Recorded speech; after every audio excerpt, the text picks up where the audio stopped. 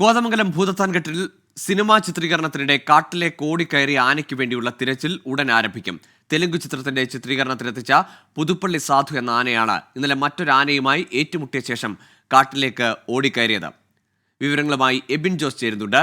എബിൻ, ഈ ആന ഏത് ഭാഗത്താണ് ഉള്ളതെന്ന് ആനയുടെ ഉടമകൾക്കോ അല്ലെങ്കിൽ ആനയുമാരുടെ പാപ്പാന്മാർക്കോ അല്ലെങ്കിൽ ഫോറസ്റ്റ് ഉദ്യോഗസ്ഥർക്കോ ഇതുവരെയും കണ്ടെത്താനായിട്ടുണ്ടോ? ഗോകുൽ, ആന അധികം ഉൾക്കാട്ടിലേക്ക് പോയിട്ടില്ല എന്നുള്ള നിഗമനത്തിലാണ് ഫോറസ്റ്റ് ഉദ്യോഗസ്ഥരും അതുപോലെ തന്നെ ഈ ആനയുടെ ഉടമകളും പാപ്പന്മാരും ഉൾപ്പെടെ പറയുന്നത്. കാരണം നാട്ടാനയാണ്, അതുകൊണ്ട് തന്നെ ഇതേതെങ്കിലും തരത്തിൽ ഭയപ്പെട്ട് മാറി നിൽക്കുന്ന ഒരു സാഹചര്യമായിരിക്കും ഉള്ളത്. ഇന്നലെ വൈകുന്നേരം ആണ് ആന ഈ കാട്ടിലേക്ക് ഓടിക്കയറി പോയത്.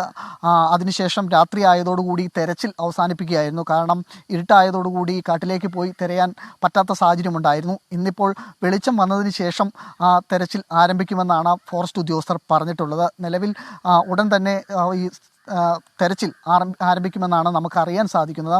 ഏതായാലും 50ഓളം ഫോറസ്റ്റ് ഉദ്യോഗസ്ഥരടക്കം RRT സംഘം ഉൾപ്പെടെ 50ഓളം പേരാണ് ഈ തുണ്ട ഫോറസ്റ്റ് റേഞ്ചിന് പരിസരത്ത് ഉള്ള കാടുകളിൽ പരിശോധന നടത്തുന്നത്. ഇന്നലെ വൈകുന്നേരമാണ് ഈ തെലുങ്ക് സിനിമയുടെ ഷൂട്ടിങ്ങിനായി ഇവിടെ എത്തിച്ച ആനകൾ തമ്മിൽ സംഘടന ഉണ്ടാവുകയും പുതുപ്പള്ളി സാധു എന്ന് പറയുന്ന ആന വിരണ്ടോടി കാട്ടിലേക്ക് പോവുകയും ചെയ്തത്. 5 ആനകളെയായിരുന്നു ഈ ഷൂട്ടിങ്ങിനായി തെലുങ്ക് സിനിമയുടെ ഷൂട്ടിങ്ങിനായി ഇവിടെ എത്തിച്ചിരുന്നത്.